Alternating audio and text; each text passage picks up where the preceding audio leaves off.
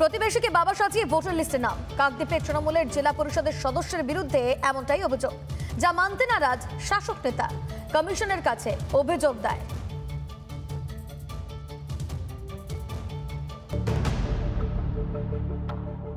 শাসক দলের জনপ্রতিনিধি, জেলা পরিষদের সদস্য, তাঁরই বিরুদ্ধে মারাত্মক অভিযোগ উঠল কাকদ্বীপে।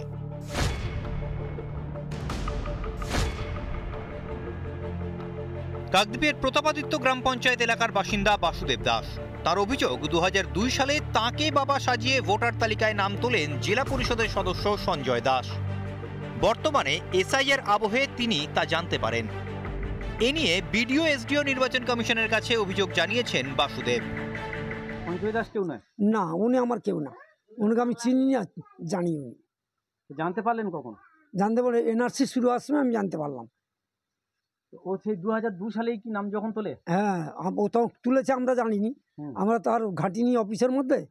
উনি ঘাটছে, উনি জানে। বাসুদেব বাবু আর তার স্ত্রী আতঙ্কে ভুগছেন যে ভবিষ্যতে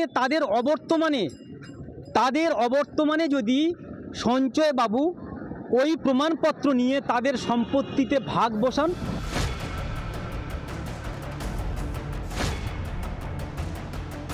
এটা গোটা পশ্চিমবঙ্গে এই রকম অবস্থা।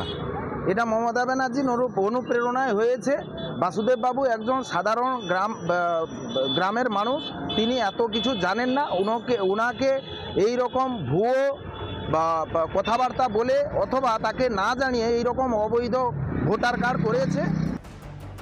আর যাকে নিয়ে এত কথা, এত আলোচনা, সেই শাসক নেতা সঞ্জয় দাস কি বলছেন শুনুন। অভিযোগ যিনি করেছেন আমি জানি না উনি কে। এই অভিযোগের কোনো ভিত্তি নেই।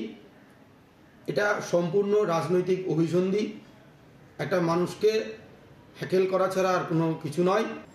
কাকতালীয়ভাবে আমার বাবার নাম আর ওনার নাম একই, বাসুদেব দাস। কাকদ্বীপে উনি নয়, এরকম শয়ে শয়ে রয়েছে। কোথাও শ্বশুর হয়ে গেছেন বাবা, কোথাও প্রতিবেশীকে বাবা সাজিয়ে ভোটার তালিকায় নাম তোলার অভিযোগ। এসআইআরের ধাক্কায় সামনে আসছে একের পর এক কাণ্ড। এবার তালিকায় শাসক নেতার বিরুদ্ধেই অভিযোগ। ভোটার তালিকায় এত গরমিল ছিল বলে কি প্রথম থেকে এসআইআরে আপত্তি জানিয়েছিল শাসক দল? রিপাবলিক বাংলা। নানা ধরনের কন্টেন্ট দেখার জন্য লাইক করুন, শেয়ার করুন আমাদের ফেসবুক পেজ, সাবস্ক্রাইব করুন আমাদের ইউটিউব চ্যানেল। পাশাপাশি অন্যান্য ব্রেকিং নিউজের জন্য অবশ্যই চোখ রাখুন রিপাবলিক বাংলায়।